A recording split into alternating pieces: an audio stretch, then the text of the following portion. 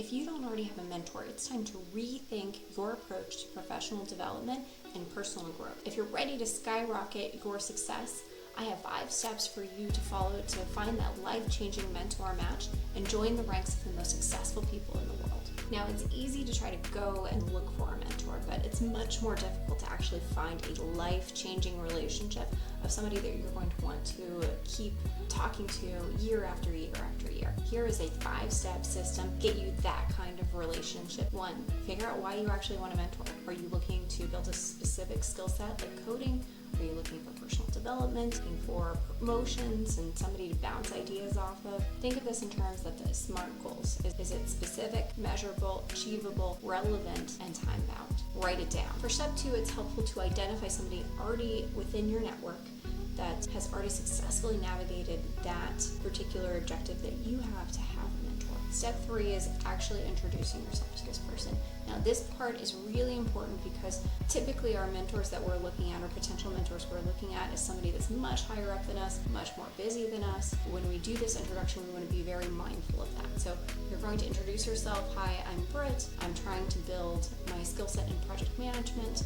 Would you be willing to do an initial coffee meeting with me for 30 minutes to talk about what that looks like? It is much more difficult to ask somebody straight out to just be your mentor because there are a lot of potential expectations that comes with that kind of ask. So the initial ask to just have a chat, see if there's a connection, is really helpful. That small ask kind of gets you in the door. It's also an opportunity for you to sort of figure out, is this going to click personality-wise as well as goal-wise? They're not within your network. It's going to be a little bit more difficult to get their attention, right? You can reach out on LinkedIn, you can reach out via email, but they're not going to know who you are or what you're about. And so your first impression becomes a little more important. It might be a little more of a softer ask for you to ask for an informational interview if it's somebody that you don't know or has never heard of you. And this informational interview is something that you're going to be asking about how they got to where they are. It's less of a two-way street and more of a trying to get information up front. And if it fizzles out and you don't ever meet with them again, you still have gotten something very valuable. Even with people within your network, it's sometimes helpful to not just hit it right on the nose. You might want to just softly ask for that coffee first and then wait to actually ask for the mentorship.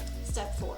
Prepare for the meeting. One of the most critical parts in terms of how you're coming off it, especially if it's a first impression. Typically, you want to do 2 things. To 1, in your initial intro conversation, actually do a little bit of research on your mentor. So find out what their bio states, if they've written anything. You want to get a sense of, they're not just asking them for their title, but having that real sense, kind of like you would an interview, about who they are. The second part of this is like for ongoing conversations with your mentor, so not just the initial one, but ongoing conversations. Let them know in advance what you would like to talk to them about. When I think about my conversations with mentors, I think about what is the situation I'm going through, the behaviors I'm seeing, and then what is the outcome that I want to achieve. For the initial conversation, left off kind of talking about, would you be my mentor, that this is the time that we would want to ask, whether it's an outright, I'm looking for a mentor, or if it's just love to meet like every 6 weeks. Think about that in terms of that ask. You can be as casual or as formal as you warrant the situation needs. 5, when we talk about an actual life-changing mentorship, this is the step that brings you from casually kind of asking for insights into truly making an impact. And that is giving your mentor feedback on how it's gone.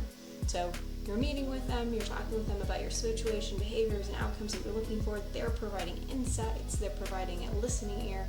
Once whatever has happened, going back and letting them know what you did and what the outcome was is extremely fulfilling to them. That's what keeps them interested and engaged in the relationship. This is the part most people don't do, especially if they're starting out in their career.